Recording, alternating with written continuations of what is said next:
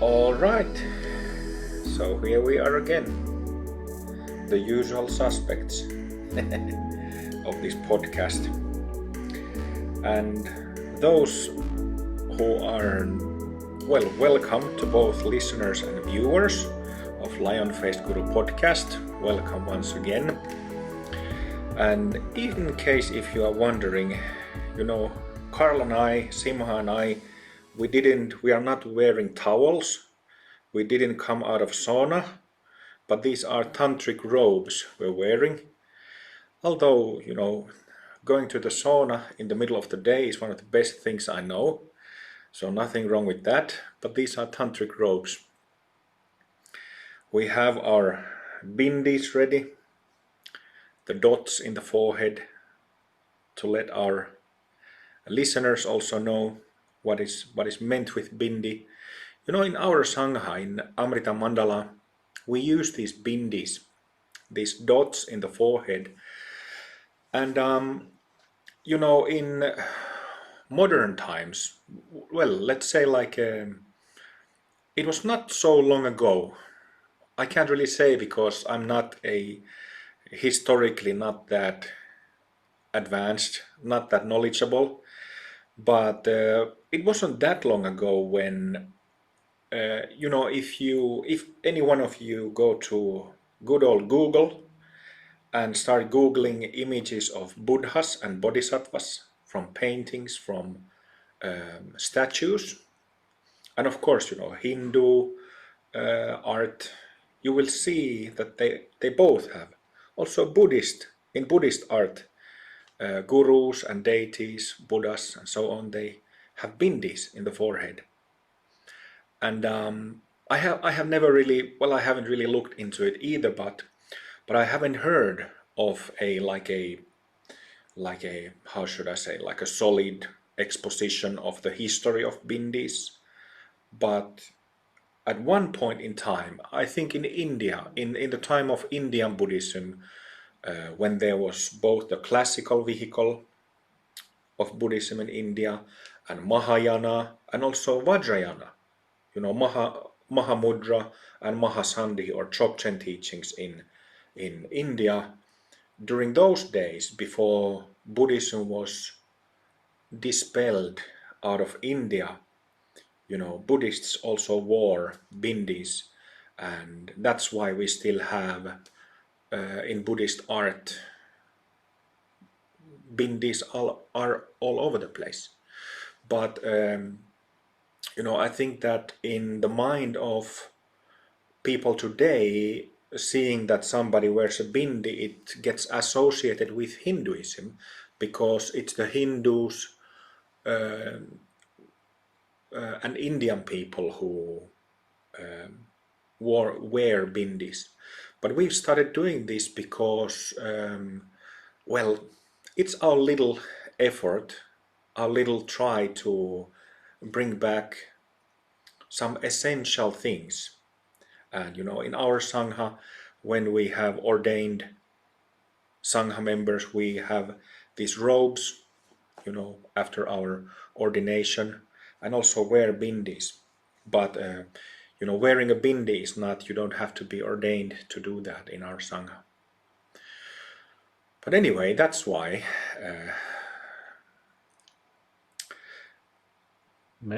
Maybe also mention that specifically it's also like an external sign, so that it signals. Yeah, sure. That's the main point of it, not just bringing it back, but showing people that there is actually a path, that there is something called Dharma. Well, that's maybe something we could talk about for a few minutes before going to the topic of today. The topic of today is Guru. What is Guru? What is a Guru? What the whole Guru thing is? What does it mean? But before going there, I've been talking about this for years. Back in the day, I lived in Japan and trained in a Zen Buddhist temple there. And every 4 or 5 days, I wasn't ordained as a monk. But nevertheless, it was in that monastic community there was both men and women, monastics and lay people, and those who were ordained monastics, they of course wore robes all the time, but then us who were lay people, we had lay robes. But every 4 or 5 days, everybody put on monastic robes, including lay practitioners of the temple, and we went outside the temple, and we were as a group that spread around the how should I say, the local area. We went out and chanting sutras, chanting some dharanis, these prayers, and giving the opportunity for the community nearby, people nearby, donate for us practitioners who were holding up the light of Dharma in the local community. So every 4 or 5 days we went out, and we might be just very close to the temple, like within just a few kilometers, or we might take a bus, the whole monastic community, to the center of the town, to the town of Okayama in Japan, and be downtown or in different places in the same city. And so it's called Takuhatsu in Japanese. And it doesn't mean begging. I don't actually remember what Takuhatsu literally means. It means something 8, with number 8 in it. But it is like this communication really with the local community. It is a communication letting know that we are here doing this practice. And of course in Japan, Buddhism has been in Japan for over 1500 years. So it really has a long history, and there are temples and stupas everywhere, though many of them unfortunately nowadays abandoned. Lots of empty temples there, abandoned temples. So the golden days of Buddhism in Japan are long gone, but so Buddhism has been for a long time in Japan, and of course there is Shintoism also, that has really long history and long tradition. But doing Takuhatsu, and from all temples, priests, even if it's just one priest, like having a small temple, even like priests, they go alone and go out to the city and stand somewhere in robes, perhaps chanting mantras aloud, or just meditating, just being silent. And so this is why when you go to Japan, you will see monks here and there. Unfortunately nowadays not as much as it would have been 100 years ago, but that's how the Dharma is practiced over there. And it is similar, of course. Well, it's literally the same in Hinayana countries, Theravada countries. Monks go out in the mornings to collect their food and money, and from the point of view of wearing external marks and letting the local community know that there are practitioners who have a very different lifestyle than most of people who commit to a life of practice. This is everywhere in Asia. But what I've been talking about for years is that Zen Buddhism, for example, that I'm very familiar with, is quite spread out, in West.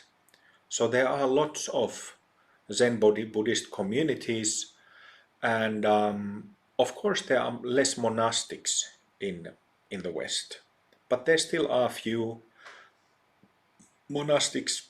But it was about 10 years ago when I did some study and, asked different Zen teachers and long-time Zen practitioners, Westerners, both from Europe and US, that do they do Takuhatsu, or do they do anything like any communication with the local community where they kind of come out as practitioners, wearing robes, wearing in Zen Buddhism lay people wear these rakusus, which is like a more small robe that you're wearing around the neck, and it's like this, a rakusu, it's the name. And to my I was shocked really to learn that there is not a single Zen community in the West that does takuhatsu or something that would be close to it, just to tell local people that there is something called Dharma. I was really shocked, really shocked. Yeah, you're lacking a big part of the whole teaching then, the outward expression into the community. And for me personally, so I've been on the other side and seen, like, have benefited from people um, doing that, daring to go out in the street and express the Dharma visibly. Yeah. Uh, and for me, usually because I've, I've never been to Asia myself. Hmm. I've been mostly, I'm not sure if I've been outside of the West, what we call the West. And here, I Right. think the most visible that I know, because they're also in my hometown sometimes, are the Hare Krishna, the Yeah, yeah, ISKCON. yeah. Uh, and so that has been like a visible expression that I have seen several times in my Yeah. teenage years. And I remember I always went to talk to them because I was just immediately attracted. And while I didn't, well, I remember in London, in Soho, there's a Hare Krishna temple. Uh, and I was eating there with some friends. They have this uh, cantina. I don't know what it's called, like a Yeah. buffet. Sure. Uh, and so we went there to eat, and I could hear the music kind of coming slowly, coming some kind of music, or at the same time it kind of was experienced as a bit of a ruckus, like a kind of like what is this? What's going on? Mm. And I realized as the music grew louder and louder, I saw the monks walking in the street, chanting, playing instruments, and Mm. I immediately felt this peaceful clarity coming from it, and just became kind of absorbed in the whole thing. And I felt that, oh, there's something here to that, to what they're doing. Um, Mm. and while I didn't, end up practicing their teachings, it was like a Yeah. uh, small kind of a signpost along the road that helped me a lot. Yeah, definitely the same for me. I remember back in the 90s, I got to know this one fellow. Back in the late 90s, I was visiting meditation groups here and there. And during that time in Helsinki, Finland, there was less than a handful meditation groups. Like there was TM meditation, and there was maybe one Zen Buddhist group and one Tibetan Buddhist group. So, you know, still in the late 90s, there weren't that many. Mm. But I remember I got to know this friend called Kane, who was the fellow who brought didgeridoo to Finland. And that was the era when I was in my seeking phase, and just like many others, I was practicing throat singing, Mongolian or Tuvan throat singing, and playing didgeridoo, and Did reading. you say that you practiced it? Yeah, yeah, yeah, Oh, okay, okay, yeah. I've also also yeah. practiced. Of course you did. And so doing these kind of things, and then I remember him mentioning that he had a friend who was at the time getting ordained as a Hare Krishna monk. Mm. And I still know that fellow. We are not really friends, but acquaintance. But I remember in the 90s also seeing Hare Krishna monks in the street and selling these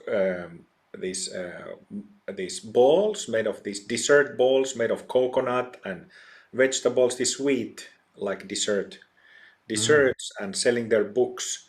And I actually remember like buying one of the book, but then when I read the first page, I never I never opened the book again. It just wasn't for me, you know. uh, but yeah, that is exactly right. Like still today in Finland, you know, we don't see. It's a Lutheran country mostly, Lutheran Christian country, and Lutheran Church doesn't have monasteries. So you know, we don't see priests wearing their priest. What do you call that thing on the throat? The We don't color. collar. We don't see priests wearing priest collars. We don't see any monks or nuns, Christian ones. The only ones we see are Hare Krishnas, and then these people who stand in pairs, usually from the charismatic Christian, well, to be nice movements. Mm. Although they're not that nice because they do all kinds of things that they really shouldn't do. But you know, these are the only two practitioners that we see. And no Mm. disrespect to Hare Krishnas, this quote was directly to those charismatic Christian folks who treat people really awfully. So yeah, so so the whole point of this discussion is that it is such a pity, you know, I doubt Dharma will ever, well, let's put it this way. It is, it is simply an obstruction, that obstruction to the whole compassion thing, trying to liberate all beings, or, you know, more beings than who are liberated at present, when people of the West, practitioners of the West, keep their practice secret and hidden. So, Yeah, I think it directly counters one's own practice as well, because it's energy that is being kind of yeah, it's not allowed to flow freely.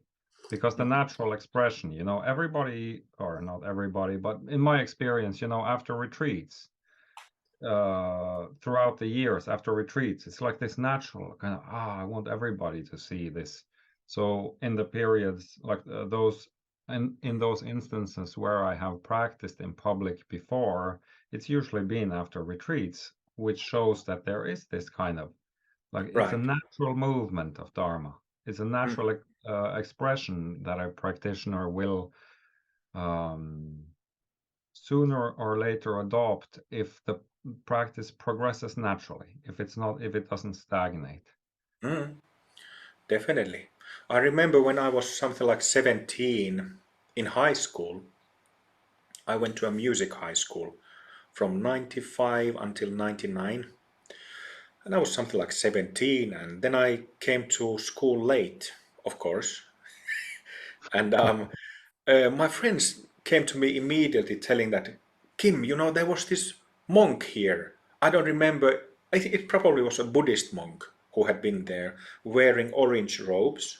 So, what I remember about the incident was that it was probably some Theravada monk who had been there talking to the students. And so my friends came to me telling that, you know, you should have been here. There was a monk giving a talk to us, and you would have been the only person interested in it. And they even started joking that, okay, now because the monk had just left. So they started joking that now he's running after the monk. But, you know, it is exactly that there are people, right, you know, might be the person right next, sitting to us in a train, commuter train, or a bus, or in a grocery store, in anywhere you go, there are people who are in the initial states of their seeking for the Dharma, and they have the karmic requirements, karmic connections, they have the merit, they have the readiness to come to Dharma, and they know that they are suffering, they know that something is wrong. So to meet that demand, I think that Western practitioners should come out from the closet. And Yeah, this is our little effort in our ordained Sangha. We only have a handful ordained members, but many of our Sangha members who aren't ordained, they wear Bindis. But this is our little effort to gap that, to meet that demand. as well as deliberately practicing in public, Yeah, making the definitely. meditation visible. Yeah, just to let viewers know that, you can go to Facebook, to Amrita Mandala group in Facebook. We have one public group that anybody can join, and then we have a separate group for Sangha members who have become practitioners and are practitioners. But we started this project last year called Yogis on Display. And Simha was referring to that project, which means that it doesn't really matter, this is something that we started do in our Sangha, but the way I introduced Yogis on Display project is that anybody who meditates, whether it's secular mindfulness meditation, whether it is transcendental meditation, Buddhist meditation, Christian, Hindu meditation, whatever type of meditation, if it is chanting, or if chanting is part of one's practice, if it is even yoga postures, asana practice, go and do it out in the public where people can see or hear you do that. And I actually remembered a very good story about this. Well, a number of stories, but one story that came to my mind, I think this is from Philip Kaplow's Three Pillars of Zen book. Three Pillars of Zen, it's a modern classic of Zen Buddhism. And that's actually the first source where I learned about, where Japanese Zen practitioners openly talked about their awakening experiences, kenshos. So there are these written accounts in that book, and we of course do that in Amrita Mandala. We openly speak about our awakening experiences and any type of experiences. There are no taboos. So I remember one short excerpt from that book where I think this happened in like a monastery where most of the monastic community were having maybe a break day, like a holiday. And then there was this lady who lived close by. When you are in Japan in a temple, there are always these elder ladies who live close by, who come to the temple and do cleaning and cooking and helping in whatever form. So one of those ladies were in a temple during a break day, and then there had been one monk or a nun who had gone to meditate in a closet to not be disturbed. And she or he was sitting there in meditation, in samadhi, of course, very deep samadhi, with strong energy of blessings. Sitting there in a closet, just minding her business of meditation. And then this lady didn't know that she or he was there, and opened the door, and was at first shocked, but then felt the energy from it. Wow, this person is meditating here. And there are so many other stories, so many other examples I've told about the same thing, but it does change, literally changes people's lives, and not in a dramatic way. But imagine, we can imagine that so many Westerners, we have to go through long periods of seeking and searching for the Dharma to meet the Dharma. Imagine if, we had seen and others would have the opportunity to see people meditating. You don't have to be um, showing banners and making a racket in the town, chanting mantras loudly, nothing like that. Just peaceful sitting, not moving, just radiating pure energy and blessings. That moves mountains. Yeah. So, hashtag yogis on display. We're still in the beginning phases of it. And the reason why it's hashtag yogis on display is because I've asked people to, take selfies wherever they are meditating or practicing out in public and then post it on social media with hashtag yogis on display. Everybody's welcome to that project to help the people around us. There is no other way out of samsara except through dharma, which means dharma.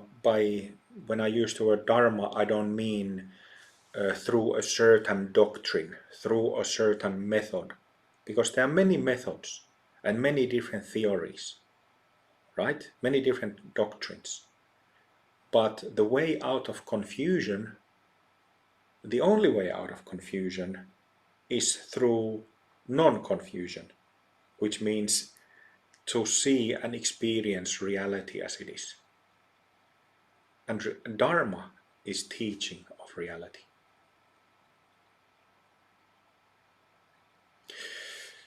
So, Guru, Dispeller of Darkness.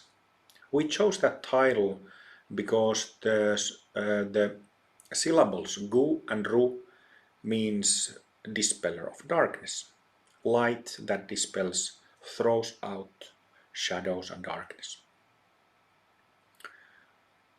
So this is a very central topic, of course.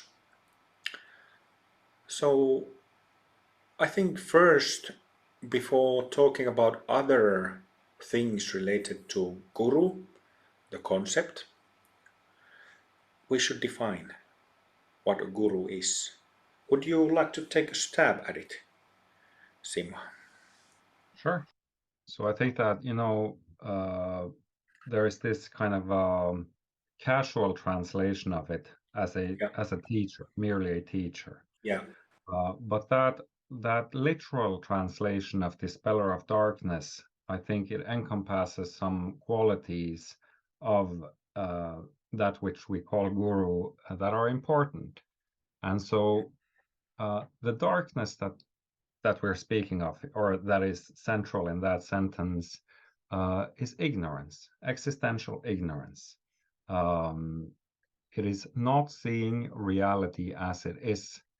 And so the dispeller of that darkness, that which, or the person which illuminates that darkness through their own attainment and their own practical skills in dealing with people, is what I refer to as a guru. So somebody who has the attainment and the practical skills. Very important. You can't have, like, you have to have both in order to be considered a guru in my book. yeah, So it's definitely more than simply a teacher. Like I teach in Amrita Mandala, but I wouldn't consider myself a guru. I don't see that I have that. Uh, I don't see that I'm at that level of, like, it's a different level of teaching. It's like a mastery level of teaching, both then in relation to one's own mind Mm. and the mind of others, the relative confusion of others. You have to also fully understand, so to speak. Yeah, that's a really good nutshell definition. Um, you mentioned, well, maybe before going to, you mentioned skills of a guru and teaching skills. And I started thinking about what other skills, especially here in the West, there is much, much, much more. It's kind of this subconscious demand, really, of the social skills of guru. Yeah, Because definitely. this was, if you read the stories, if you have ever studied with a living, like Asian guru or Asian teachers, they don't, the whole level of regarding social skills is completely different, but in the West it gets a very different spin because of, we don't have context for it. So it kind of clashes into roles of doctors, psychotherapists, therapists, priests, social workers. But maybe let's talk about that a little later. We are now getting ahead, and you said Just, that you just please, yeah. I have to connect my computer before it dies. I forgot. So just 1 second and I'll. Sorry about that. Okay, so you mentioned that you don't feel like having become a guru yet. And I think part of the definition, important perspective into the definition is to discuss different levels of instructors and teachers and gurus. So, the way I see it is that I started teaching full time almost 15 years ago. And I had led like a meditation sessions before that, but I started doing it full time in 2008 in October. And and I remember when I started teaching, I was asked to teach by my gurus, and I was asked to teach by people who wanted to learn from me. So that's how it happened. And I remember for a number of years, maybe around like 5 years, I was kind of contemplating that, well, I didn't have like a regular student yet for the first 5 years. I was basically just teaching locally where I was leading weekly sessions and weekend courses, short retreats, and then traveling to different cities in my home country, Finland, for about 5 years. And then it happened around, this would have been 2012-ish, when I started noticing that, I have same people studying with me, coming to my sessions, events, and people who ask questions from me, who stay in touch with me, come to see me in other, apart from courses. So people who asked to meet me to have coffee out in the town, or came to my home, or I was invited to their home. And that's when I realized that, okay, now I have become a teacher. I wasn't merely an instructor who was teaching techniques and kind of created a space for learning practices, or led sessions of guru yoga, for example, from that level. But I had kind of, after about 5 years, I had become a teacher who had steady, regular students, while also instructing pretty much the same practices. But it was a different tone, different feel, and different level of commitment, both from my side and from the side of students. Uh, do you have anything to say about that before continuing to Guru? status? Well, I could say that,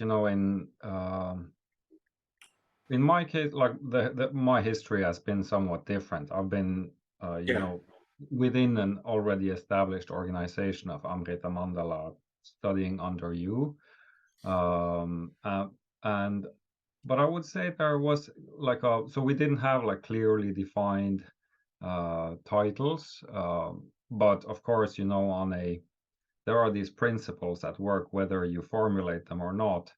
And I would say that in my own case, there was a shift so uh, um, towards being able to respond to people. Like I'm not yeah, merely putting out some instructions or putting out some techniques there, but I found myself like gradually just being able to respond and not having to consult any outward authority. I still have sometimes, I will there will be a case that is not yeah. outside of my own how do you say, like knowledge or Mm, uh but then gradually coming to that point where it's more embodied, more becoming a part of one's own being, that like less separation between it doesn't feel like it's something that I have to put on or anything. Like it becomes more integrated in one's own everyday life. yeah, That that's has been my experience.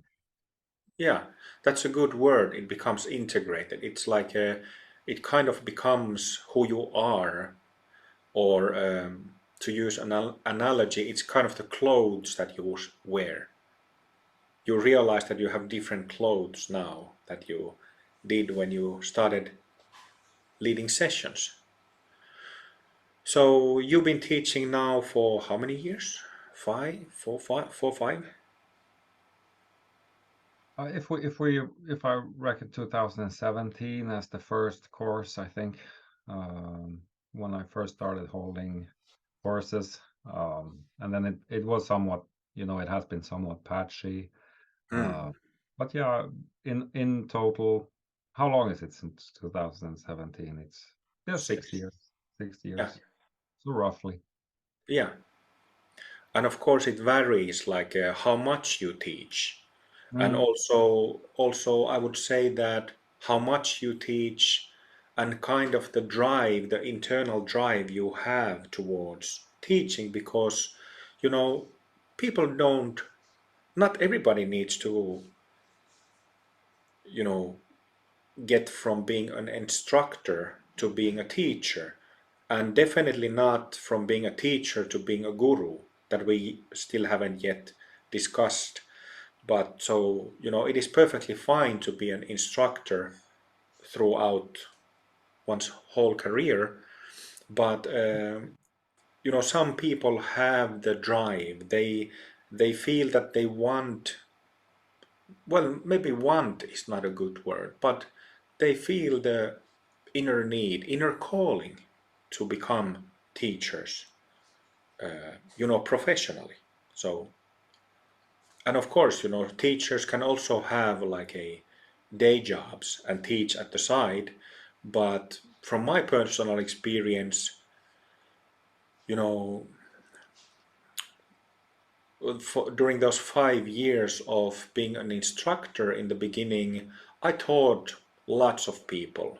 Just, I don't know, maybe like 30 weekends a year, something like that, which is quite a lot.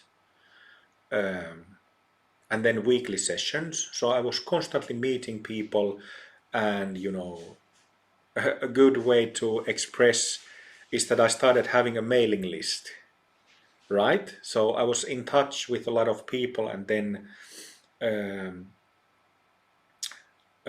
it kind of developed on its own. But I also felt the calling and felt the, maybe I'll just say calling, because if I say that I wanted to become a teacher, I had a desire to teach, it wouldn't be exactly right, but also somebody would have a problem with it. Some of the listeners, rightfully so. So, I felt a calling, like an inner need, really, to share what I had. I had this from the very beginning of my formal practice. When I started practicing, I felt a responsibility. I felt a really clear sense of responsibility, that I had come to Dharma after a long period of searching, or what felt like very long period of searching. I was 24 years at the time, and I had meditated since I was a kid, like a little bit. So it wasn't totally new and foreign thing to me, but it didn't really click until one moment about 20 years ago. And from that moment onwards, I felt like a very clear sense of responsibility, in the sense that, okay, now I've come to Dharma and I've received instructions in a lineage, and I felt that because I had learned these tools and got this uh, dharmic understanding of looking at myself, looking at life, looking at things in life, relationships, all this, I felt like a deep sense of responsibility that there was no way I was going to take it casually or lightly, and I felt like a deep, deep sense of needing to share it. So I think that people who come karmically so ready, as I did, to Dharma, they feel the same, that they just feel the calling, feel the need to do something for the Dharma. And of course, teaching is just one way. There is the whole other things you can do for Dharma, anything from fundraising to organizational work, to organizing retreats, organizing this or that, creating space, creating opportunities. So, teaching is just one facet of Dharma work. But anyway, those who have that, hear that calling to teach, then I think that it will at one point develop from being an instructor to becoming a teacher, because when you have that certain type of intensity towards Dharma work, it will simply lead to that point. And of course, the more you teach, the more you learn. And you learn from a very different perspective than when just being a student. That's a very important point. Then, that's why instructors and teachers and gurus are more knowledgeable about Dharma, because it's their profession, right? It's their job, so they should be. But also teaching it makes you learn about the Dharma from in a very different way than by just being a student. Yeah, I could say something about that, but first, I think that calling aspect of it is an important point. That was exactly the same for me as well, and I remember, um, like I was very lost at around 25, 24, 25. Like I had no idea what to do with my life, Mm, and I remember one evening, I kind of had a spontaneous meditative experience where, well, you could just say that it just became clear. Like one aspect of it became clear, and what became clear was that my purpose, you could say, was to help other beings. Like that was the kind of the yeah, the message, so to speak. But I still had no idea how to do it. So I was kind of like, right. okay, so I'm gonna help. What can I do then? And my first idea was to, I had been into physical yoga, hatha yoga, and I thought that maybe physiotherapy, I could help others, by bringing these principles of hatha yoga into Western physiotherapy. Mm, That didn't turn out to work very well for me, the studies. So but anyways, I ended up like even more lost when that didn't work out. And I've talked about this before, but I went on this hitchhiking trip, ended up at a farm, and ended up meditating a lot due to the circumstances of that stay. I spent like 3-4 hours a day in meditation, which at the time I'd never like practiced anywhere close to that amount. And during that period of about 3 weeks was when I realized that, oh, okay, so it's meditation I'm going to teach. Still didn't have any method. uh, and I actually, I went back to Norway and actively started searching with a different kind of, uh, how do you say, gumption, like different kind of drive in trying to, in my own practice and in my search. And I remember the first time that we spent time, you know, physically together in the summer of 2016. And I remember we were talking about various topics related to teaching, related to meditation. And I remember saying already back, like the first time we met, that I want to teach this method. And that might, have been somewhat like inappropriate in one way, or it could easily have been. But that was just a feeling that, yeah, this is what I've been looking for, and this is my calling to teach. Uh, so it's an important point, that calling aspect. Yeah. There's been maybe like a handful of, well, not even that many, and in your case, it turned out fine. I don't Right. even remember. I don't remember who the other people might have been, but there have been a couple of others who said that. Yeah, or maybe now I actually remember one person who told me that, but then that person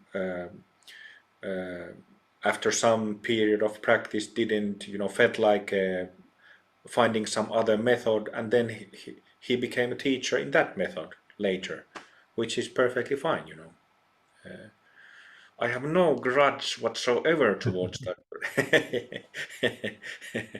So, well, I, you said you talked about the teaching skills and the teaching skills developing to a level of mastery.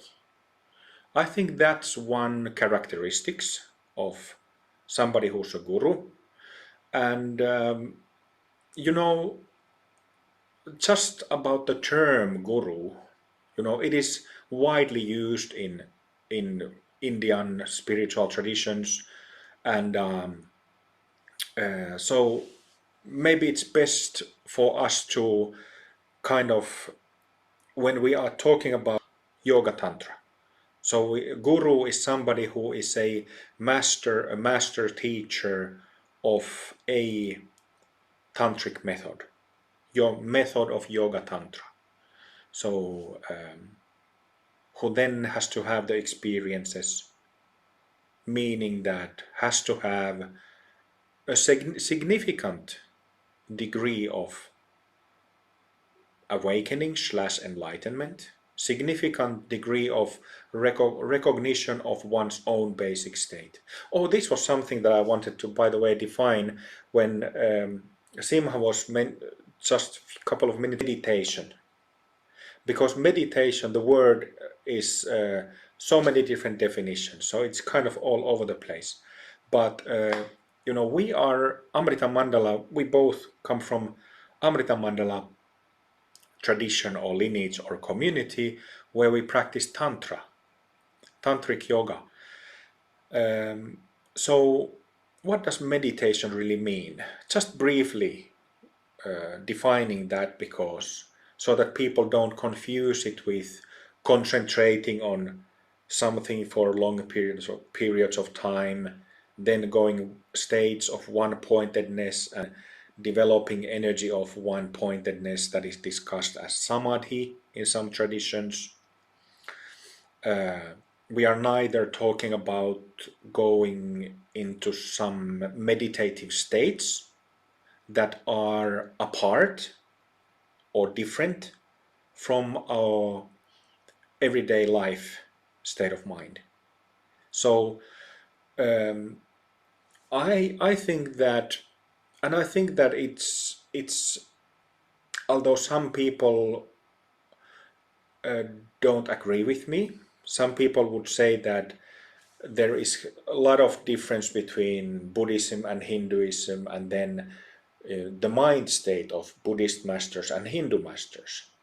But from my own experience, in the previous episode about the light body and internal arts, I was talking about Taoist immortals, Taoist masters, and I was speaking about Guru Yoga and how, based on thousands of hours of practice, thousands, not 10 hours, not 100, not even 1000, but thousands of hours of directly experiencing the energy, the presence and blessings from my gurus.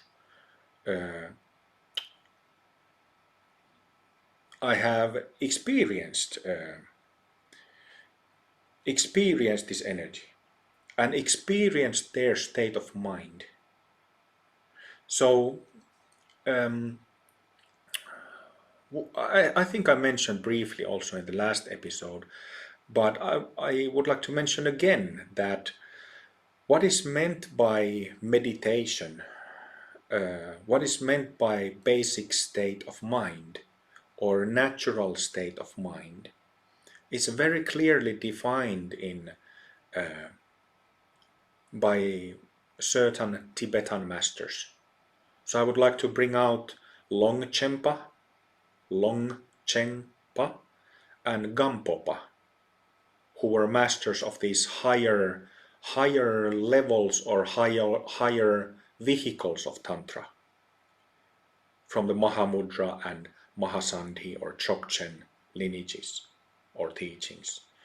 So just to briefly describe what kind of meditation we practice in Amrita Mandala, it can be called non-meditation. And the non-meditation, what it means is that it is not absorption meditation, it is not a state of trance, it is not a state of one-pointed concentration, it is not any of these, it is not mindfulness either, it is just discovering our basic awareness, how we are simply aware.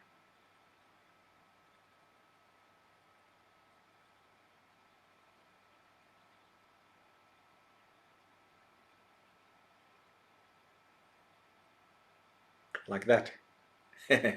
so just wanted to clarify that. But what I was saying about I was coming to an important point about guru.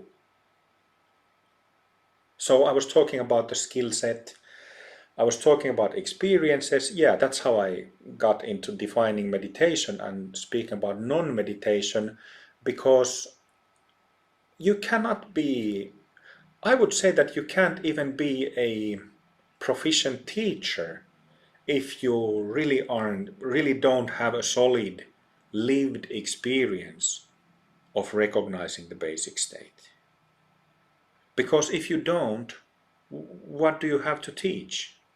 You know, it doesn't matter if you have information, lots of information, lots of valid information from books. But if it is not a lived experience right here when you are sitting in front of people and teaching, it doesn't really matter. You can talk about anything. So you know,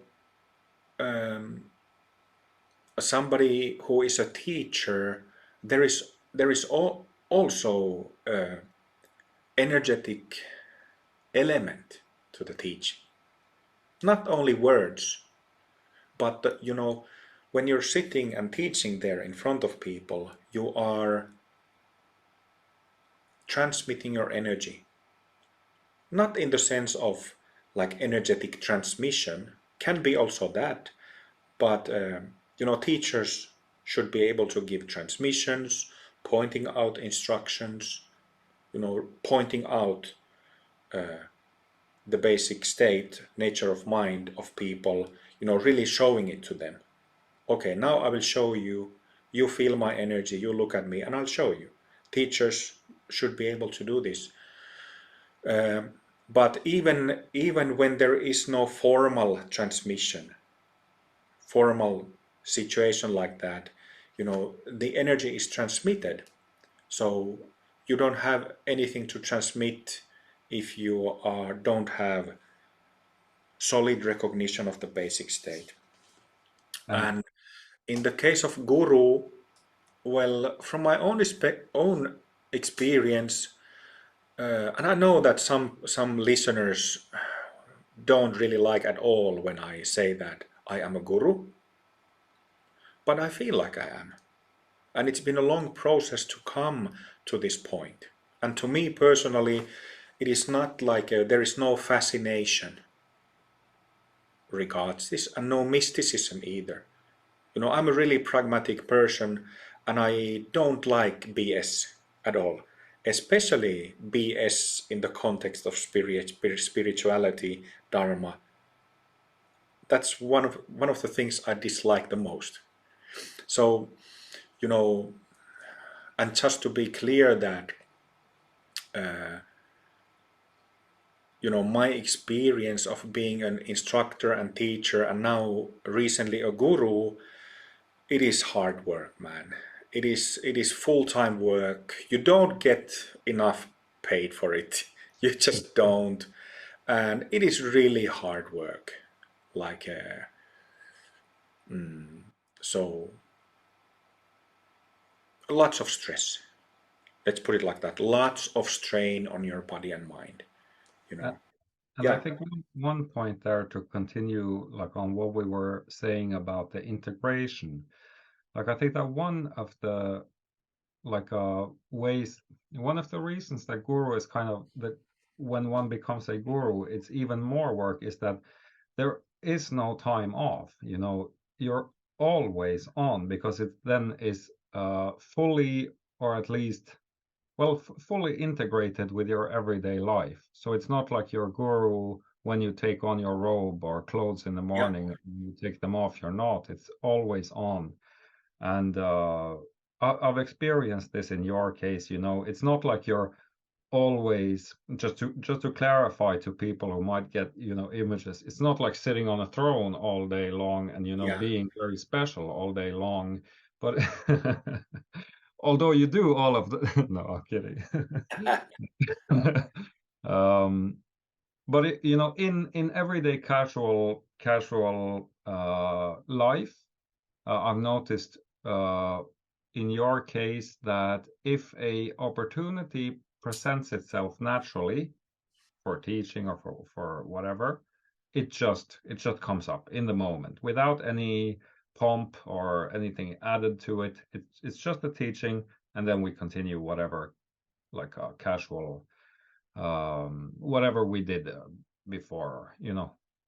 So that level of integration, I think, is part of why, yeah, Yeah. it's an added, it's a whole nother level again than teach. Yeah. I started thinking of like policemen, police officers, and doctors. They also, you know, somebody who has a secular job, or some other secular job, they are not plumbers and electricians when they take their overalls off. But it's a bit different in the case of police officers or doctors. If you're a doctor and you go to a restaurant in the evening with your spouse, you're having a dinner, but then in the table nearby somebody starts choking, it's not like call the doctor. You jump and you use the Heimlich or use whatever you know and need to do that. So it's like a spontaneously, you don't stop being a doctor. You don't kind of hang your doctor's jacket or hang your robes. So like Yeah. similarly, gurus like myself or others, they don't stop being a guru when they're not teaching. And that different level, that level after being a teacher, not only you need to not only have a solid experience, the basic state, but you really need to be grounded in it. Because if you're not, you cannot take the stress. You cannot take the strain that is coming all the time.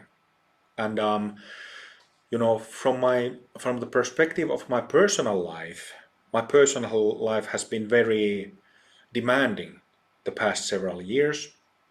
Divorces, all kinds of these things, on top of being a guru.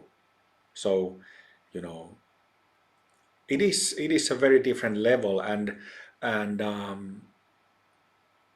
but there are also, I was just thinking, listening you talk, I was thinking of different levels that gurus are. We were talking about hugging Saint Amma in the previous episodes. I think that she has attained light body, which means like a last stage of full enlightenment. And there are others like her, so-called Vishwa gurus.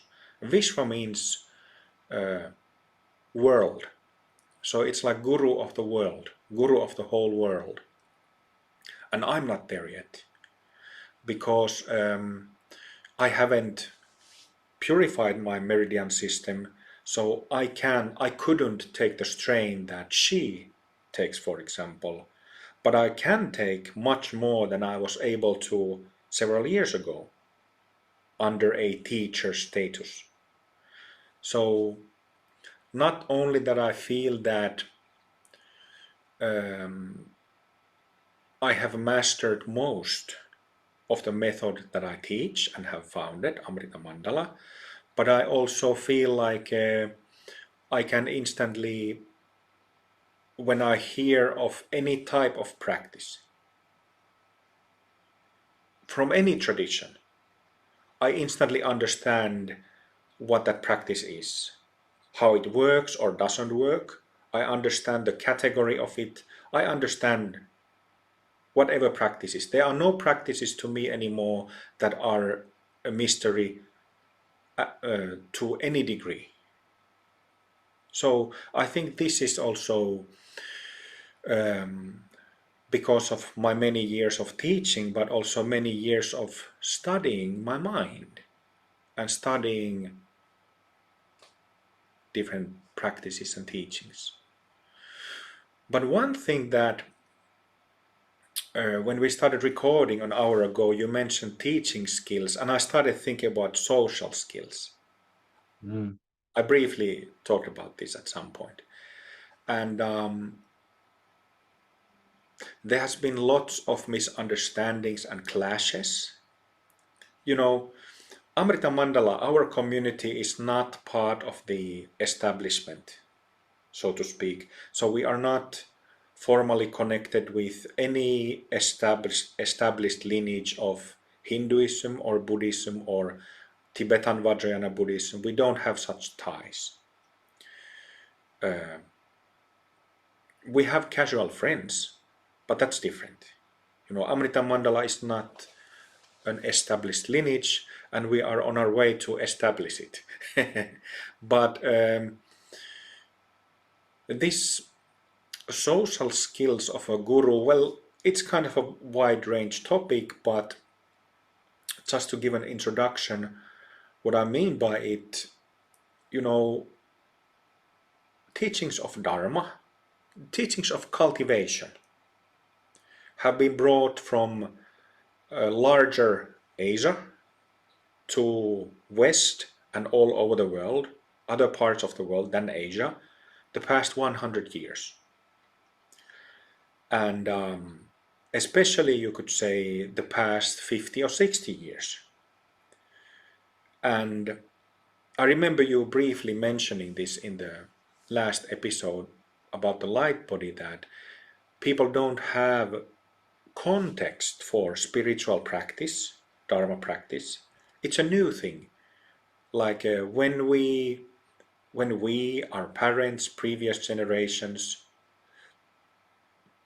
we didn't learn about We didn't see monks, nuns, stupas, temples, people meditating, people chanting, people doing practice, people doing prostrations out in the street.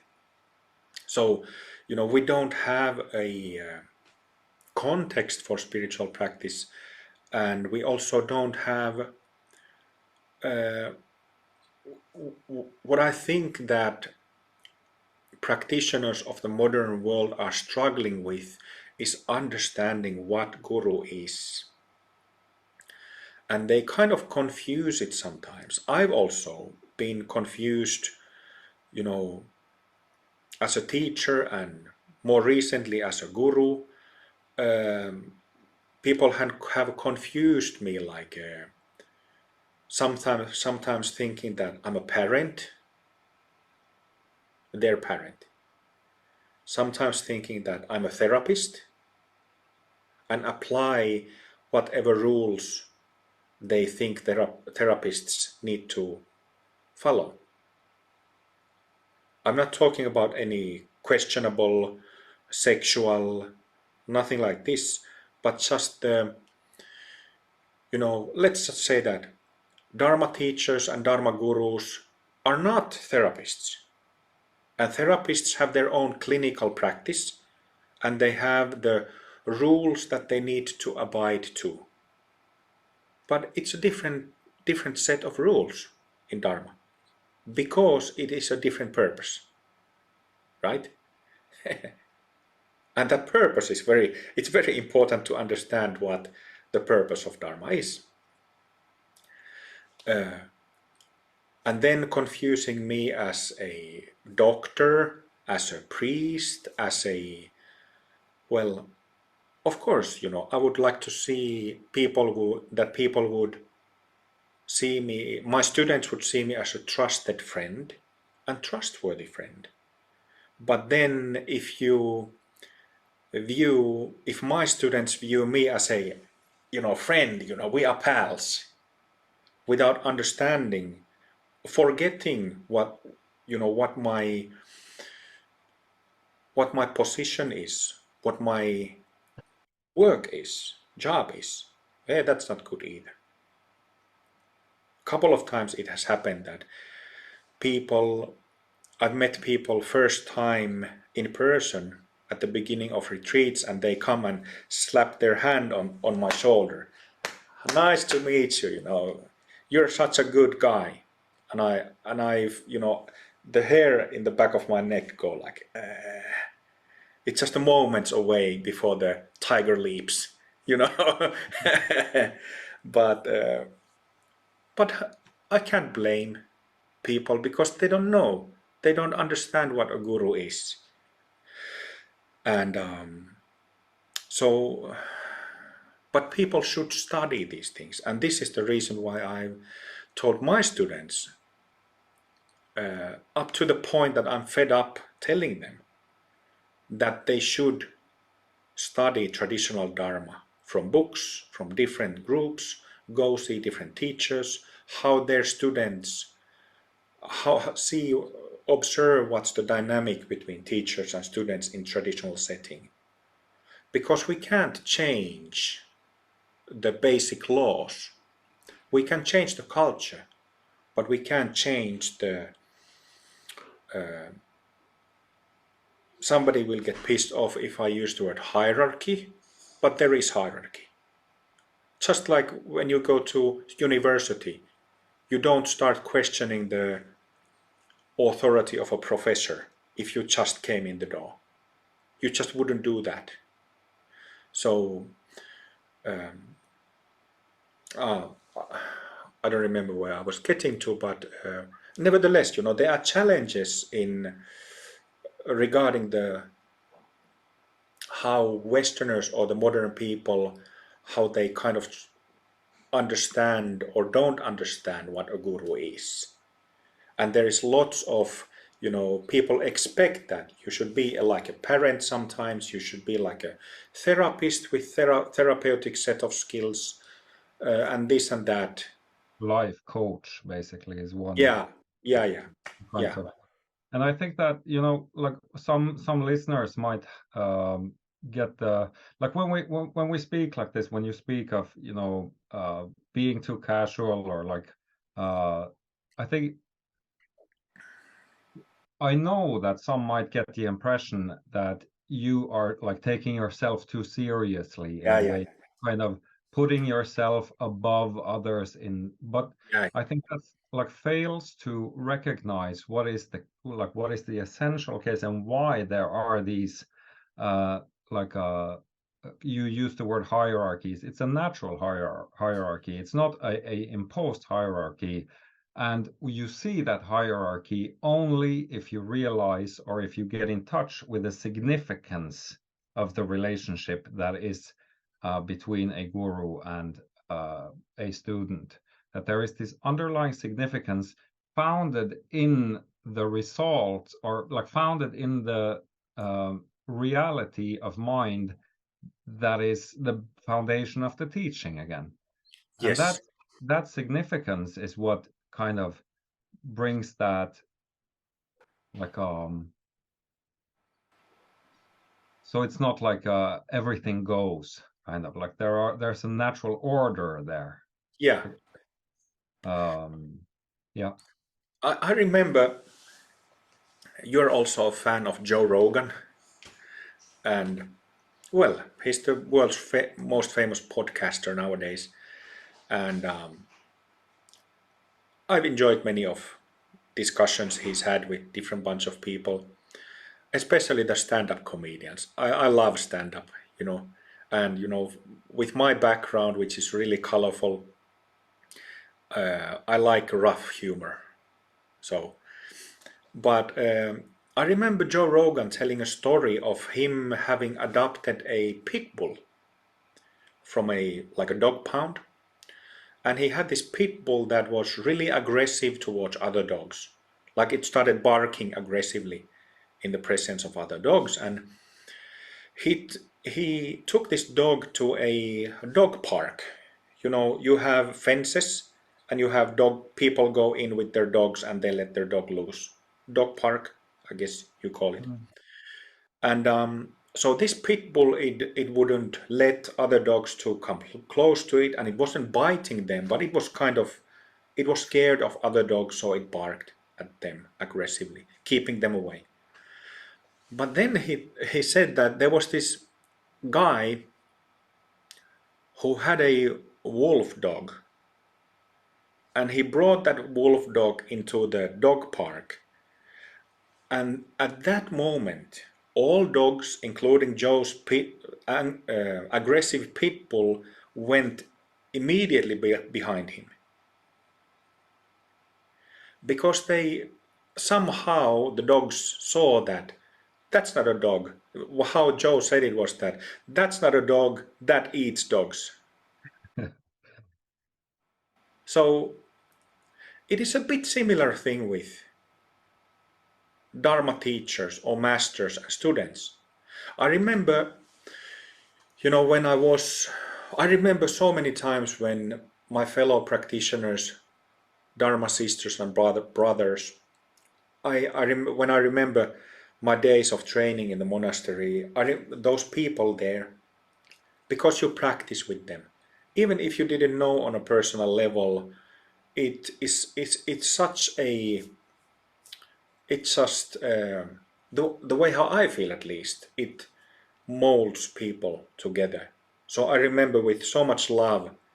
I really cherish those times, and I wish I could meet those people again. But I remember so many Dharma friends of mine have told me how they were really scared about their teachers or masters, in this case Zen masters. Why? Because that in the case of Harada Roshi, under who I practiced in the Zen temple, he's 160 centimeters tall, which is 15 centimeters less than I am. And I wasn't scared of him, but my point is that he is a physically small Japanese man. And yet people were scared of him.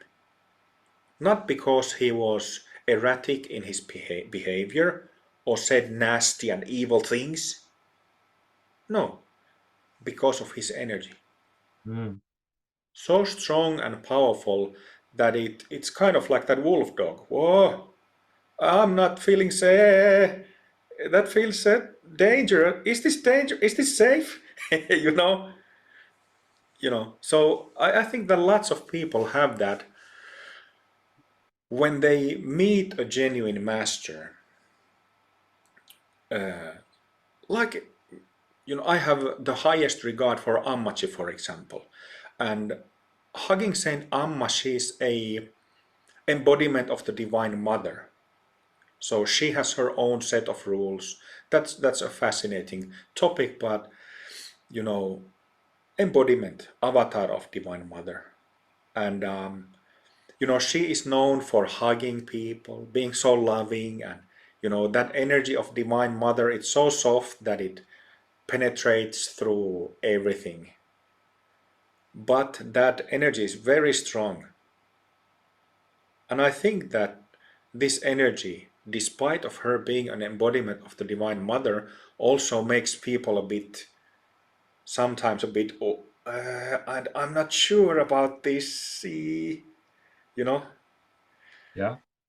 There is that I'm kind of struggling with the English terms for it, but there is this seriousness to it, like this sobering Yeah, seriousness that kind of wipes your smile off your face in a way. I mean, there is room for happiness, yeah, positivity, yeah, yeah, yeah. but it's serious at the same time. And if you forget, or if you fail to recognize the seriousness of what's being offered, what's what's at stake here, one's own one's own realization of one's own true nature, like Mm, the most important thing in the world, yeah, kind of seriousness, that sobers people up. And when you see that, you kind of naturally fall into a proper conduct, and if you fail to recognize it, you don't. yeah. It is exactly so. Of course, it is natural that people might briefly forget it, Yeah, yeah. but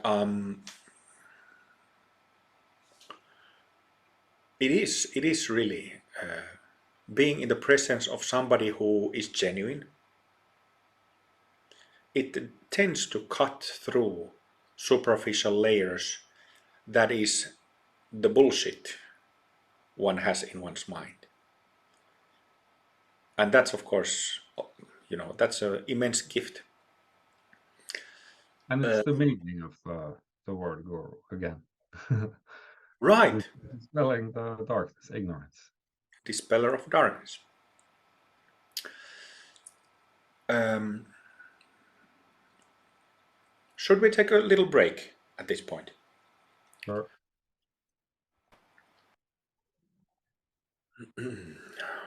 So, to continue a little bit about the continuum from about instructor, teacher, guru, and what really makes a guru.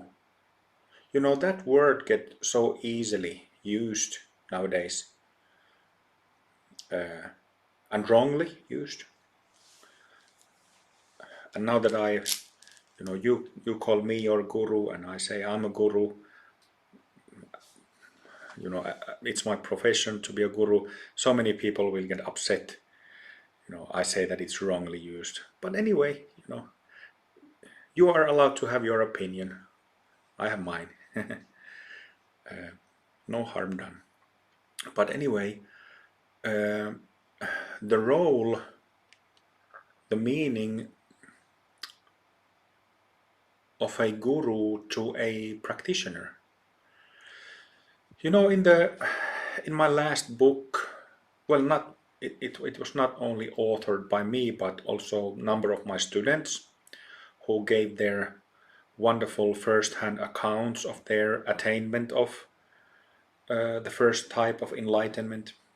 So I'm talking about Buddhas among us, accounts from Westerners who attained full enlightenment is the title of the book. You can get it for free from our website, Amrita Mandala website. So from the perspective of enlightenment, from the perspective of experience, I think that guru needs to be, for somebody to be eligible for the title, you really need to be fully in the basic state. Because you simply need that volume, you need that extent, you need to be that mature to have that kind of stature or level.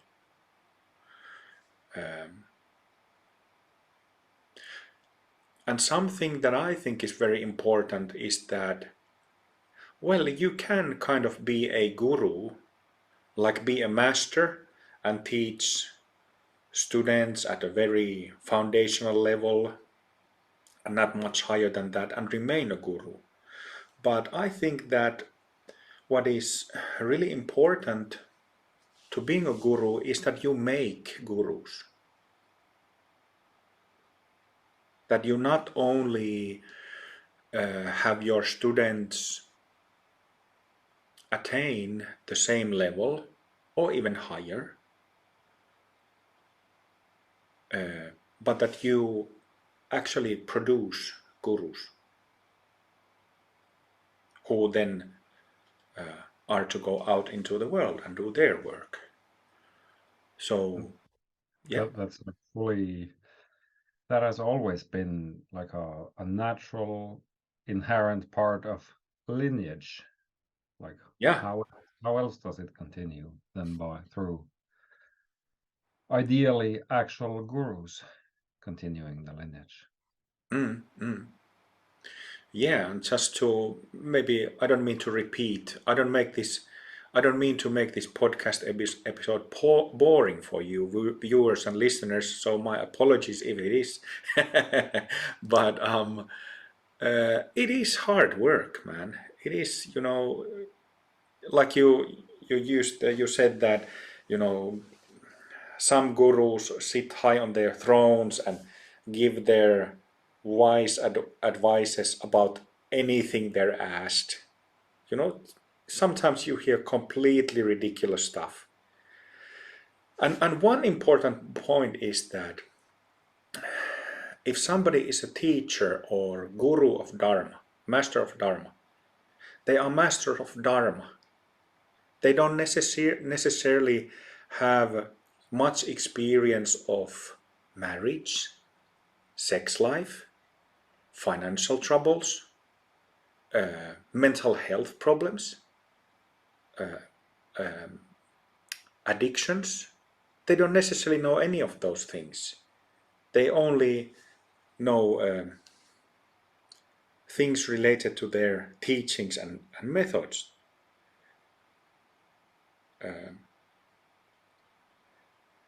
So what was I saying? So I was speaking about the level of recognition, that it needs to be complete for me to consider somebody a guru, for me to consider any of my students having graduated, come to that level, and it's the same criteria for myself.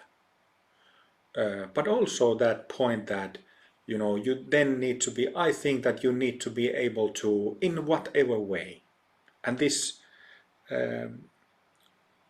points to the necessity and effectiveness of the method, that a guru needs to be able to produce masters. And of course, one can be, there are different types of masters. Some masters are really public, really are in touch with lots of people. Some are very private and only teach 2 or 3 students. It doesn't really matter what kind of guru one is, but you need to be able to produce highest level students. And that also the difference between students and disciples. That's an interesting one because, I feel that I have only 3 ordained students at the moment. 3 only. But I have, there are about 80 members in Amrita Mandala Sangha, members of the Sangha. So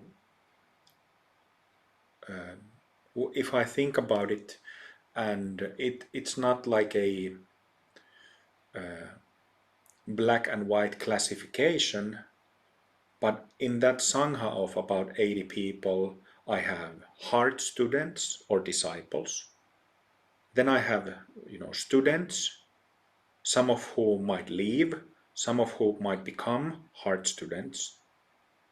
And then I have people who kind of don't know yet whether they are coming or going or staying. So it's a different types of students. But I think that to be a guru, you need to have heart students. And if you look at history, tantric masters, they always have heart students. Jesus had, although he also had problems of, he let some too close to him, Judas, who betrayed him. So similar things have happened to me.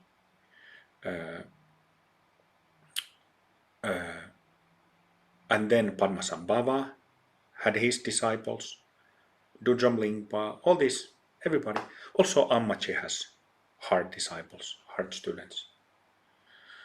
So I think that's also, when speaking about instructor, teacher, guru, you have different levels of students, different level of commitment. Do you have any thoughts about that? Well, I think that for one, from the perspective of being a heart student, I can say that one of the key factors of that was actually just recognizing that you were my guru, not like fully recognizing it, not as like a adopting you as my guru, but just recognizing that this is a fact. Like, oh yeah, of course, it's like that. So also here, it's like a natural kind of evolvement. You don't set out to decide or set out to become this or that, but you just grow into these roles, and they are quite like natural categories that you find, as you say, in every single tradition. This is, we have talked a lot about this in between ourselves, these aspects of Dharma that on the surface look culturally based, but in Yes. fact are universal categories, universal structures or principles to each. And I think this discipleship, as well as like the more general Sangha, practicing students, are just natural categories here that we are talking. But this is also an interesting thing because with both my heart teachers, both with Terayama Roshi, who was a Japanese Zen master, and also with Sivakami, who was the other one of my heart teachers in southern Indian Tantra, Shaiva Tantra. I felt that connection immediately. I instantly knew that that's my teacher or guru, and I immediately felt the connection, and I immediately knew that I am committed to that person. But they were not the first teachers who I ever met, right? So, what I just said doesn't mean that when you meet a teacher, you would instantly feel the same. But if you go and train with different teachers, you try different options, hopefully at one point you feel that that's the person. Right. And yes.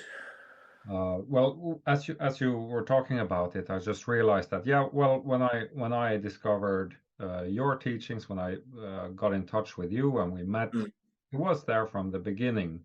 I didn't have the words for it, so yeah, teacher was the words that I used, uh, and so. But this just proves the point, really, that it's not something like my ordination didn't feel like something that anything changed really. It had been like that. It was just a confirmation of how I'd been feeling on the inside, yes. and how um, like an insight, internal insight that had also matured over the years, um, to the point where there was absolute certainty that, like, also with this, within this guru context, that only became clear to me or became part of my conceptual language later on. Mm, mm. So, like, it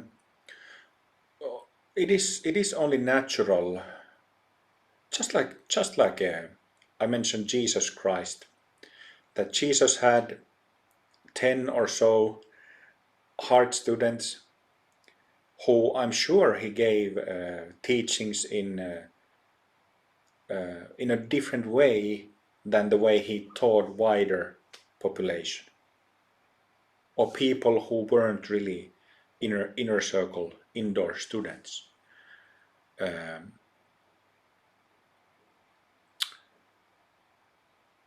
oh, I completely lost the track of my thought. What did you just say?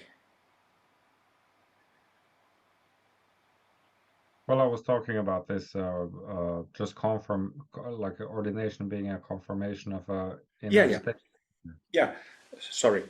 So what I meant to say is that uh, I studied with so many teachers studying Dharma, not to mention other types of disciplines, but for example, in the temple where I was, I didn't feel that heart connection with that Zen master. Nevertheless, I remained open,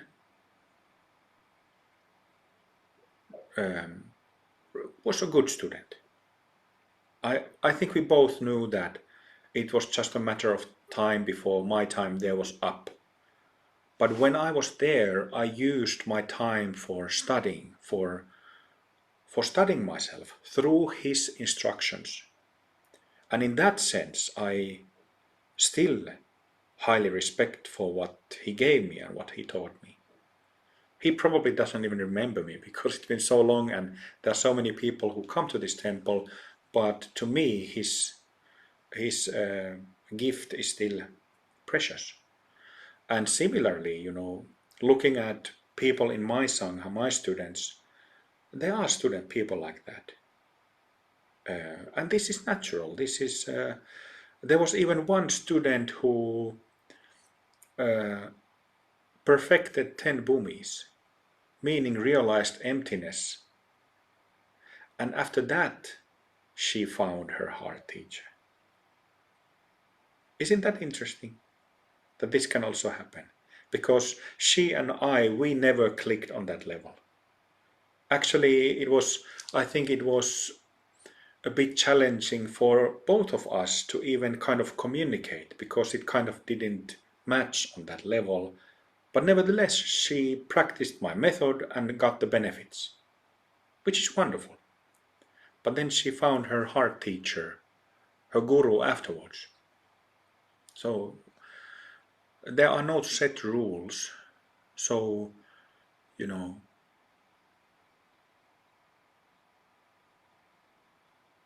I remember meeting some teachers who I felt that I was kind of, as a young student, like a dog, is this my guru? I hope this is my guru. But then some time passed, and then I had to continue my search. Yeah, so this is also okay. It's a natural process. But if you're looking, and if you're really, your heart's in a good place, you're sincere and you're honest, you don't allow insincerity from yourself or from the teacher. You keep yourself pure ethically. And you have a need for Dharma. You really want to get awakened / enlightened. Then you will find a heart teacher or a guru. That's how I found mine, Terayama Roshi and Sivakami, and they both helped me immensely. And especially I have my gurus are, I can use the title guru to both Sivakami and Terayama Roshi. They don't use the term guru in Japanese in Japan, but I could use that term for Terayama Roshi. But my gurus, and this is actually an interesting topic also, that gurus can be in physical or non-physical. So my gurus are mainly non-physical. And I simply have that connection and the readiness to have that kind of guru connection. And it's a very different thing than saying that I never needed a guru. It's a completely different thing. Like previously, I just said that I practiced thousands of hours of guru yoga. And because of my karmic connection with my gurus and readiness and role as a teacher, from the perspective what I need to do as a founder of this method and teacher in the world, because of these factors, I received instructions and teachings that I passed then to my students.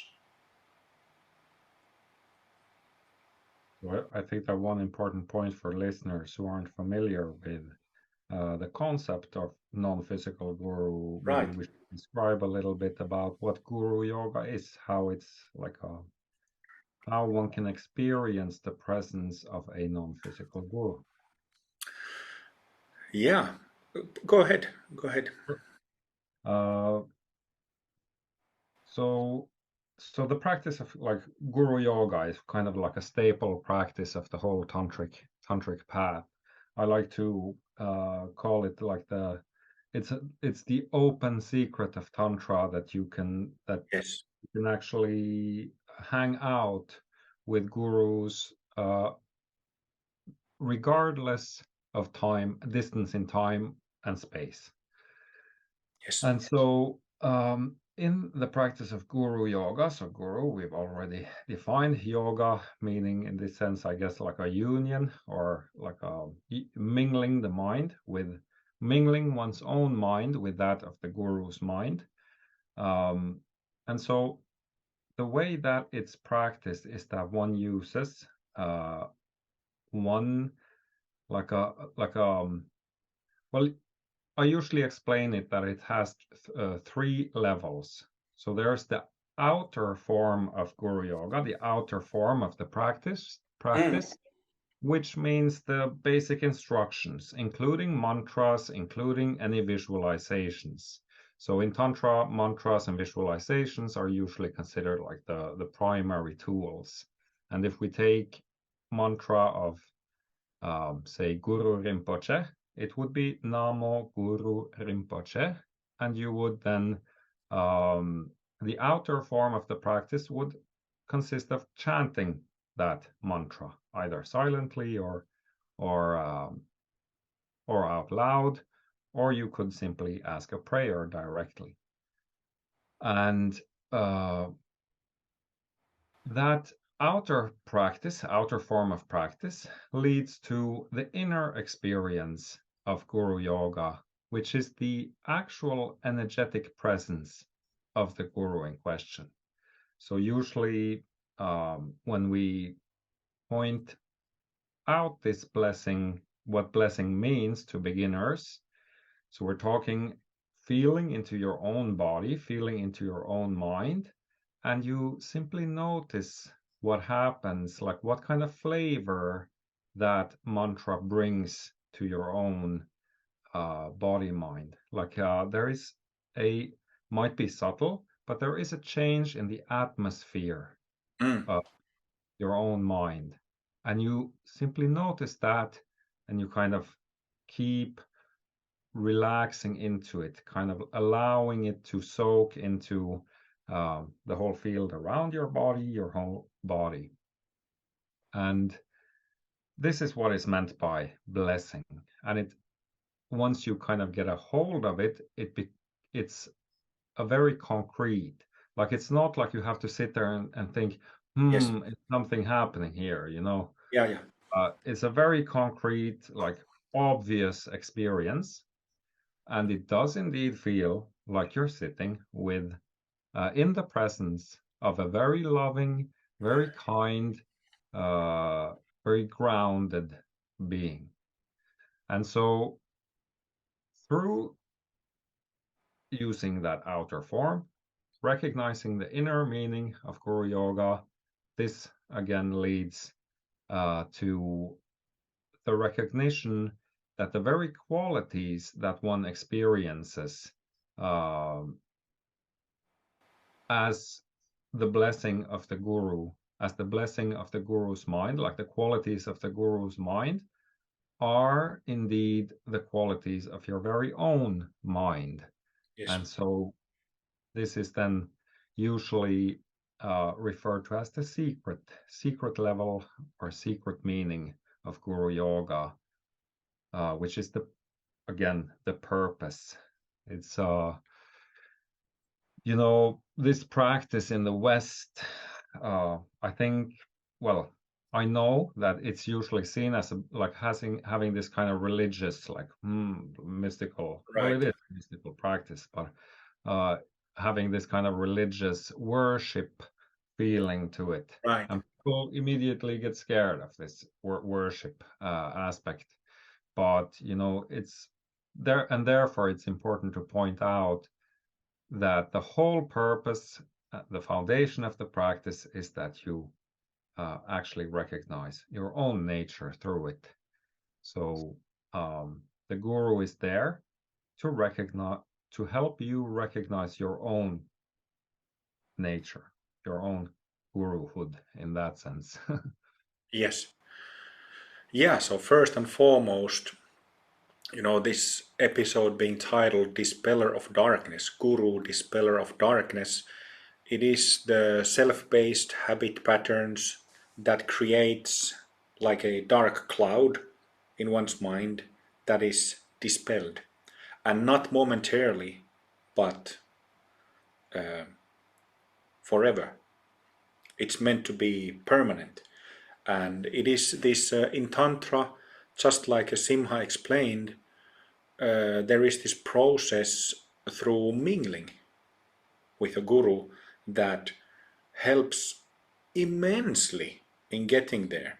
Because just to explain a little bit to our viewers and listeners, there are non-tantric practices such as Zen Buddhism that I was talking about, such like classical Buddhism, Vipassana meditation, Shamatha meditation, mindfulness meditation, where you generate your insights and you generate your own one-pointedness, you generate your own clarity by yourself without any help from the outside except in the form of instructions. These instructions can come from a living teacher or from a book, or in the case of going Vipassana retreats, from video recordings. No problem there. But it is very different, this type of dharmic process, than how it's done in Tantra, in Yoga Tantra. So just like Simha explained, Guru Yoga, it's the most important element of the whole Tantric path, which means that being in the presence of a Mahasiddha, fully attained Guru, is the most important element, because a Mahasiddha has pure energy. Pure energy. So when you mingle with pure energy, what happens? Your habits and patterns, your self-based functions don't dirty that master's energy. It's the opposite. Your own darkness is dispelled by the purity, or figuratively speaking, light of the Guru. So, this is how it works, and so this is the most important foundational element of the whole Tantric methodology, because it is really from the realization and power of the Guru that blessings come, teachings come, and instructions come. So there is this active, energetic element all the time in Yoga Tantra, and this makes it a lot more easier than if you had to generate everything yourself. I practiced Zen Buddhism for 4 years, and in those days, whether I was in the monastery or on my own, I sat 8 hours or more every day, not missing a day. I did that for 8.5 years. First about 4 years in Zen, and then the next 4 years in Hindu Tantra, in Kriya Yoga. But I remember when I first practiced Tantric practice, and I felt that energy, felt that purity of a Mahasiddha, and a lineage, Mahasiddha lineage coming to me. I remember thinking that it took me 20 minutes of Tantric practice to feel the same clarity that the previous month on a Zen retreat had taken a week to generate on my own. So to me, it was the difference was so obvious, and there was no going back, and I haven't gone back. In the sense that I would now abandon or leave Tantra and then go back to Zen. Not in that sense. But it is immensely helpful. And, Carl just described really in detail how to do the practice. But if I try to describe it in my own words, well, you can think of it in this way. We've all been held by hand when we had some rough experiences, and we perhaps cried or were, felt sad. Somebody has taken a hold of our hand and held our hand. We've been hugged, embraced in the moment of sadness or difficulty, something like this. And we've been held in the arms of our parents when we were small. Some of us remember. I don't really do, but but it is the same, except that you're held energetically, and there is no dirt coming from the Guru. There is only pure blessings coming, and you can try to, you can have a fit of anger, rage, you can be very depressed, and that anger or depression will go, because Just like, I have dark red drapes in the room where I am, and if the drapes are closed, the room is full of shadows. There is no direct light coming in, but when I open the drapes, all the shadows go. The shadow cannot fight, it cannot resist light. And that's how Guru Yoga works. And you were saying, you were pointing out one thing, that it's far more effective than classical approach, or like outer practice alone, because you're actually being helped, like you could say. You're not just generating everything but yourself, but you're being held. Another benefit that is like that you kind of see developing over time is that your practice takes on a kind of like an intelligence of its own that I didn't experience the same way with classical approaches. So in the classical approach, it's like you become better at something, but here it's like this kind of like natural intelligence of things start guiding your practice, so that you, for example, will have spontaneous experiences of gurus in everyday life, like blessings coming out of nowhere when you need them, or like we haven't really talked about deities, but just briefly, deities are aspects or qualities of the guru's mind, again given a form, outer form that we can practice. Say, for example, compassion would be one example of a quality that is given a form as a deity. And so these different deities, these different qualities will also, like, you will also receive blessings, given that you're kind of like practicing them, involve them in your practice. They will also come spontaneously according to your need then and there. So if there is some aspect of your psyche that needs like a illumination, then just the right frequency will turn on, without you having to kind of necessarily figure everything out. So this is kind of like a long-term benefit, or something that becomes clearer with the time. Yeah. It is definitely the case that my experience that tantric yoga is much easier. If you have enough readiness to get past that, this is about a Persian worship, this is about guru worship. If you have enough merit to see through that and drop that, and then you start receiving blessings.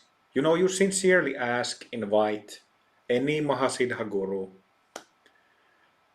We have so-called Mahasiddha family in Amrita Mandala, where there are 40 different Mahasiddhas, Buddhists, Hindus, Jesus, Lao Tzu, many masters who have expressed that they want to support our mission. So it doesn't need to be just a certain single one, But so anybody who gets past that initial doubt, if you have it, it is such a relief, because you actually, even though gurus are individual persons, whether they are in the physical form as men or women, also non-physically, they are individuals. But they have such an energy that samsaric beings don't have. That's the difference between somebody who is enlightened and somebody who isn't, or who is on the way to getting enlightened. That's the difference. So it is immense relief to be in the company of somebody like that, whether physically or non-physically. Of course, you're feeling it physically in your own body. It affects your physical body, the functions there, and it affects your subtle bodies, your meridians, your nadis, your chakras, all these things, prana.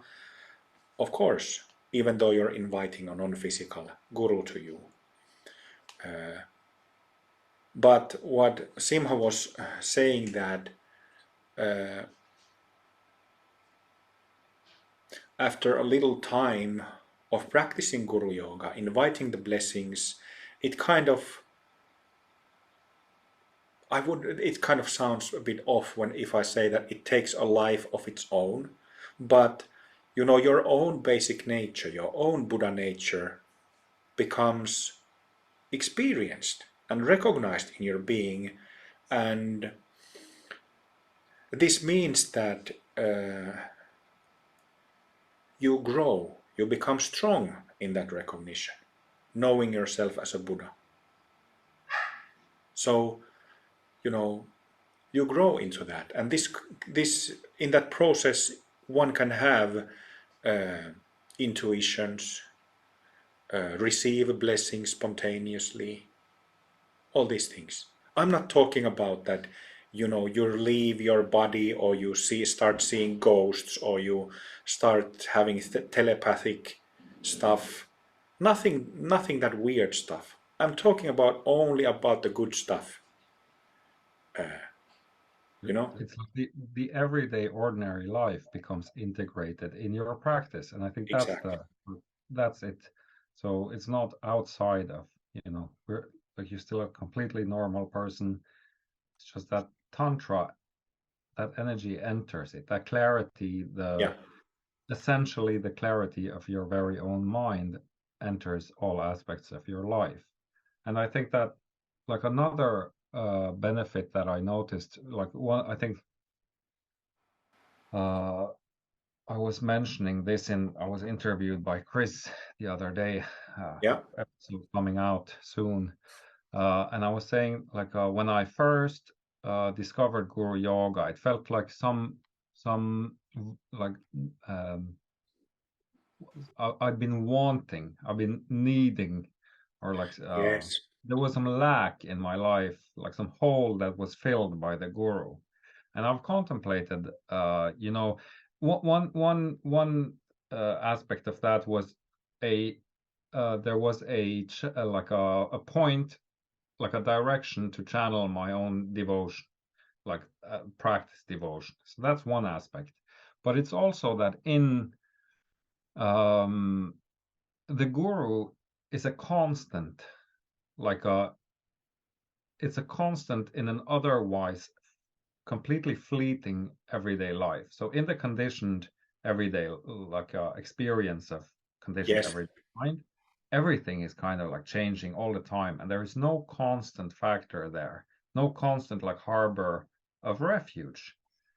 But that, like that's where the guru enters the picture. You can always count on the guru as your refuge. And if we then, you know, speak of like a, and essentially then what happens is that you can then um oh, how to say it, like you can, oh, I can't think of the English word, but you can like reliably recognize your own mind. Mm. Whereas with most other practices, you know, just sitting down, for example, and without any help trying Yeah. to recognize the nature of mind, it's almost impossible. There Yeah. are some techniques that work, but Guru Yoga has like it's just unique in its ability to repeat it over and over and over again and deepen it at the same time. So really, like it's a constant in one's life. Yeah. Constant support. Yeah, it is. It is like that. I think we've discussed quite a bit about the meaning of guru, misconceptions about it. We even mentioned different levels of gurus. You know, the highest being Vishwa Guru, Guru of the world, Guru of the whole world, which is what those Mahasiddhas, those masters who have attained light body are, whether they are living in the physical or non-physical. And yeah, something that I came to think is that something that is mentioned in Buddhas Among Us in my last book, as well as in countless other books, is the invitation that gurus make, that, they say things like, I have reached this point, I have attained this ultimate stage, and please use me as your support. Hey, my dog came. So, that's what they say, that I have reached this stage, I have reached this attainment, please use me. Invite my blessings to you. This is in many circles, I would say in most methods, that would be considered immediately like something like a red flag, that people who have really attained, who are real gurus, they would never say that they have attained enlightenment or are gurus and that their blessings can be invoked. No, folks, that's not the case. There are literally library full of classics, all the way from Jesus, who said that I am the way, truth, and life. I don't know if that's a direct translation from Finnish, so you have to look up the exact quote from Bible. But Jesus said it in his language, can be found from Bible. Shakyamuni Buddha said that. He said that I alone am the world honored one. I alone. How's that for a, statement? And Padmasambhava said it. So many masters said it. Exactly the same thing. And what is actually interesting is that many masters have said that, I am the most highly accomplished. The most highly accomplished above others. If you compare the statements between these great Mahasiddhas, they are kind of, putting themselves 1 inch higher. It kind of seems like that. I have seen this. I know this. My point is that there is this very weird views in the going around in the circles of Dharma, yoga, spirituality, where you are not allowed to say what is obvious. So if you say that you're awakened, some people will, awakened people don't say that, and that's why you are not awakened. These dumb things, So one thing is, of course, that if there is somebody who is a bit wrong here and says that, I am more awakened than you, and I had these amazing experiences, and therefore I am a guru, so you should bow to me. That's of course nonsense. But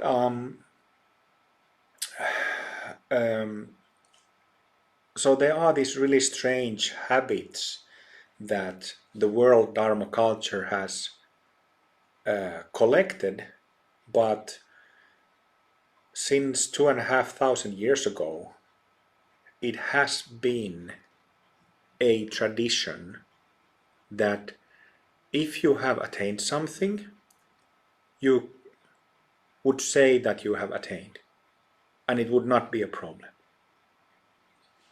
You can go check them out. You can find over a dozen of such quotes from the greatest masters or who ever lived, and check the sources. Please do if you are doubtful about this. And you will have to change your mind. And I That's think just, that yeah. one important point here is that you have it's kind of like the whole spiritual kind of construct, that's not the right, like structure, the structure of it, like with guru, like everything that we have discussed with these statements of like that are without any shame, like they're just saying that's unfortunately the perfect structure for somebody with ill intent, and that's just a fact. So we have all these kinds of scandals going on constantly because the structure is perfect for predators uh, to exploit other people because they put themselves, they have that power, but on the wrong basis. Yeah. However, like the important point is that it's possible to distinguish between the two by feeling into the energy. Like we have been talking about, like we do in Guru Yoga, once you become familiar with what enlightened energy feels like, you can distinguish it. You can feel it in your own body and your own mind, whether somebody is authentic or not, because authenticity is not just some word or concept thrown around, but a palpable feeling, like an energetic state, so to speak.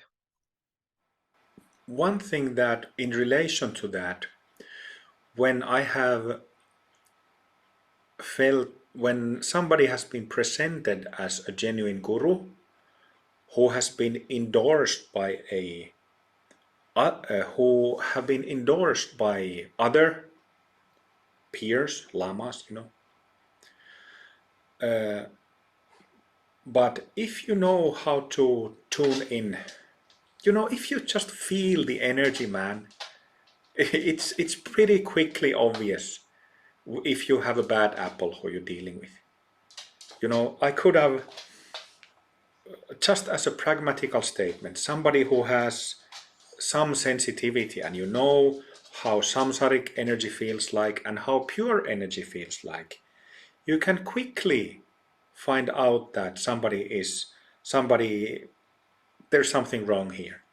And not only that somebody is samsaric, like is still on the way to realizing emptiness, but if there is some ill intent, this is so easy to notice. I wouldn't really want to mention names, but there has been so many scandals in Buddhism, you know, just very recently with the highest lamas of Tibetan Buddhism. Same with Zen Buddhism. Same constantly with Christianity. It is quite easy to feel if somebody's energy is, if there is harmfulness there, if there is ill intent there. And yet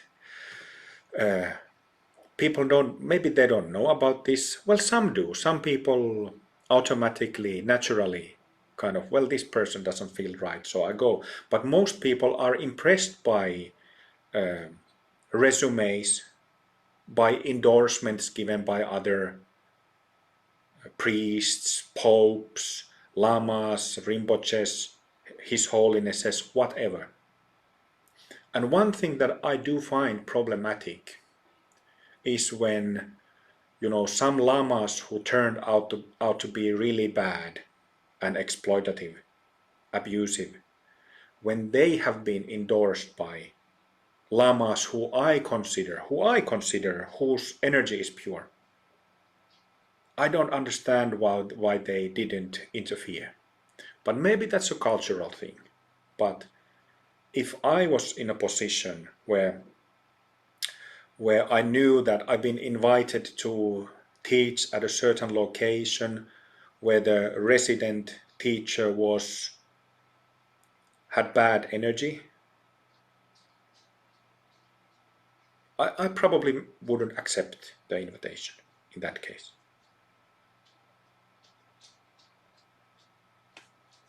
Yeah.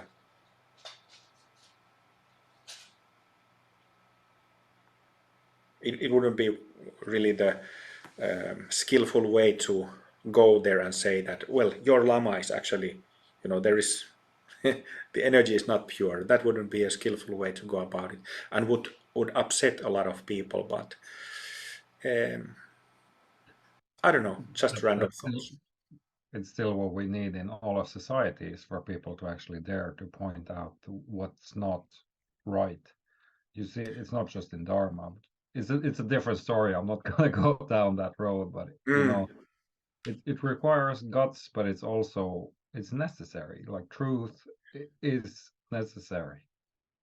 Maybe it's just because of my personal history. I've gotten so much shit for what I have said and what I've done. So maybe it's your time to go to those temples and point out the faults of their teachers. I've done enough of that.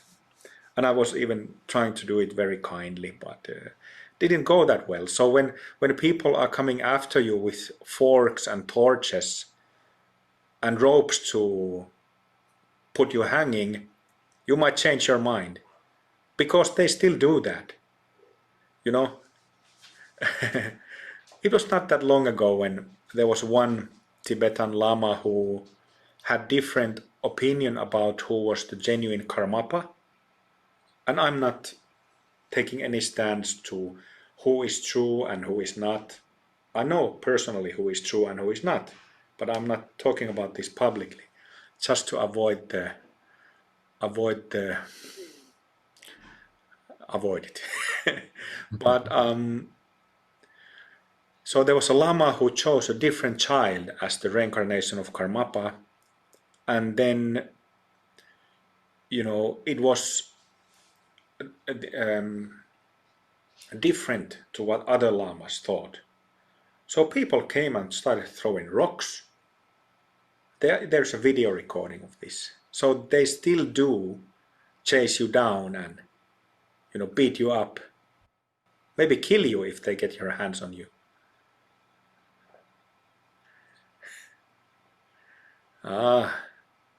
So where's your truth now, Mr. Simha? Maybe just stick to the lies. Yeah, better to just stick to the lies. That's our Dispelling of Darkness for today. I guess that's it. Yeah. It's been a long episode, but what the hell? If this is how it goes, this is how it turns up, that's how it turns up. So thank you everybody for listening. Many blessings. May you find your guru, your external guru, internal guru, and secret guru, meaning may you discover your Buddha nature for the sake of all beings, for the liberation of all beings, for the true lasting happiness of all beings.